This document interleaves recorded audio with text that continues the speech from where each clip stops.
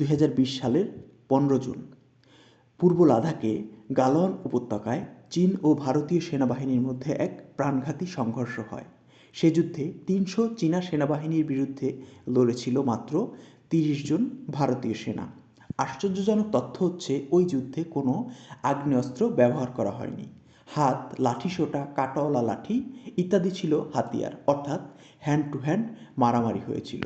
ওই যুদ্ধ নিয়ে ব্যাটল অফ গালওয়ান নামে একটি সিনেমা তৈরি হয়েছে বলিউডে।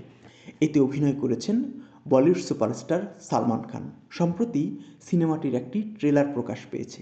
এবার বলবো কেমন লেগেছে সে ট্রেলারটি। এক কথায় বলতে গেলে টোটালি ফালতু একটি ট্রেলার হয়েছে।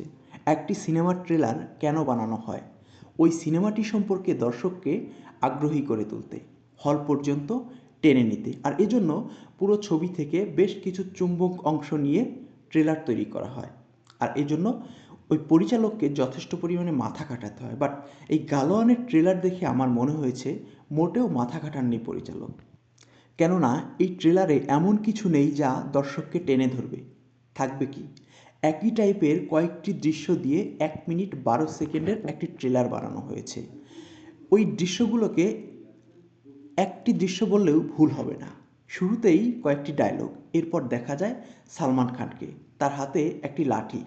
ওই দৃশ্যটিকেই বিভিন্ন অ্যাঙ্গেল থেকে দেখানো হয়েছে, যা দেখে মনে হয়েছে এটা কিছু হইল।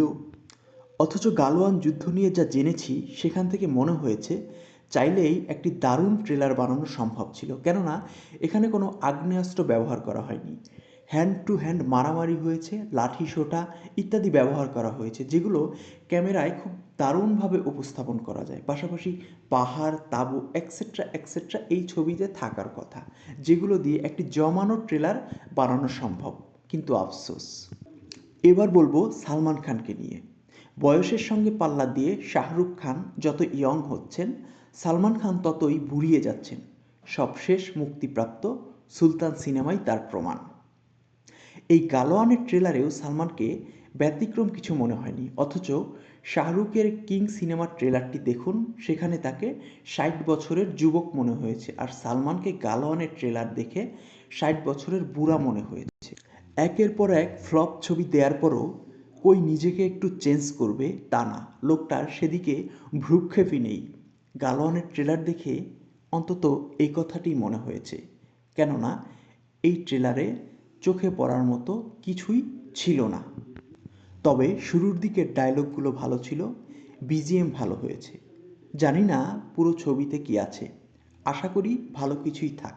আর তা যদি না হয় তাহলে সালমান খানকে অক্ষয় কুমারের মতোই ফ্লপ মাস্টার বলে ডাকবে সবাই।